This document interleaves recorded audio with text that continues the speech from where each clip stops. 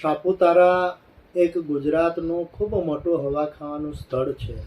ઘણા સમયથી સાપુતારાની અંદર જે એક્ટિવિટીઓ ચાલતી હતી એ બંધ હતી. ત્યાંના વેપારી એસોસિએશન અને ત્યાંના આગેવાનોએ ઘણી બધી રજૂઆતો કરી હતી કે આ એક્ટિવિટી ચાલુ થાય તો આ પ્રવાસીઓ જે આવે છે એમને એમનો લાભ મળે.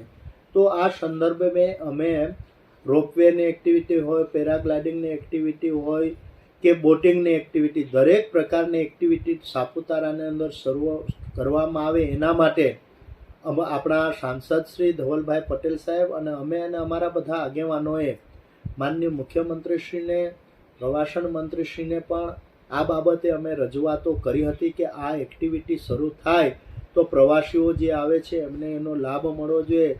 તો એના સંદર્ભે સરકારે પણ ખૂબ પોઝિટિવલી આ રજૂઆતને ધ્યાનમાં લીધું અને અમારા વહીવટી તંત્રએ પણ એની અંદર ખૂબ સારો એવો સપોર્ટ આપ્યો, જેના કારણે આજે સાપુતારાની અંદર જે રોપવેની જે એક્ટિવિટી બંધ હતી એ હમણાં ચાલુ થવા જઈ રહી છે, એમાં શરૂ થશે, જેનાથી જે આવનાર પ્રવાસીઓ છે એ પ્રવાસીઓને લાભ થશે.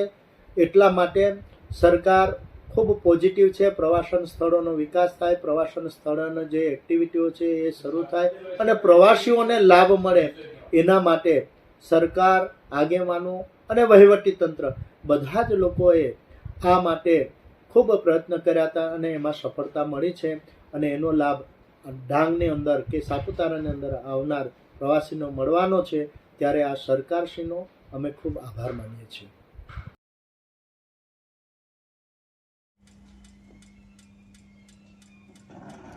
મારું નામ શૈલેષ યાદવ છે. मैं સાપુતારાનો રહેવાસી છું. મેં સાપુતારા ટેબલ પોઈન્ટ અને સનસેટ પોઈન્ટ પર ફોટોગ્રાફીનું કામ કરું. જે કસ્ટમર આવે ફરવા માટે સાપુતારામાં એ લોકોનું ફોટોસ ક્લિક કરીને ડાયરેક્ટ ફોનમાં નાખી આપીએ અને પ્રિન્ટ જોઈએ તો પ્રિન્ટ બી આપી દઈએ અમે. તો અહીંયા જે છે અત્યારે પબ્લિક કોઈ આવર જવર છે જ નથી. કસ્ટમર એકદમ બંધ જ થઈ ગયું છે અત્યારે, કેમ કે રોપવે બંધ છે, બોટિંગ બંધ છે, કોઈ એક્ટિવિટીઝ એટલે છે જ નથી અત્યારે. તો કેવું કે પબ્લિક અત્યારે આપણે ધવલ સાહેબ, MP ધવલ સાહેબ અને MLA વિજય પટેલ સાહેબે અત્યારે પરમિશન આપી છે રોપવે ચાલુ કરવાનું. તો અમે બધા અહીંયા જે રોજગારો છે એ બધા ખુશ છે અત્યારે કે રોપવે ચાલુ થઈ ગયું છે, 2-3 દિવસમાં બોટિંગ ચાલુ થઈ જશે એટલે પબ્લિક જે આવવાનું બંધ થઈ ગયું છે, એક્ટિવિટીઝ ચાલુ થઈ જશે એટલે પબ્લિક આવવાનું અહીંયા ચાલુ થઈ જશે અને જેનાથી છે અહીંયા લોકોને રોજગાર ને બધું મળી જશે. પબ્લિક કોઈ આવતી નહીં હતી એટલે કોઈને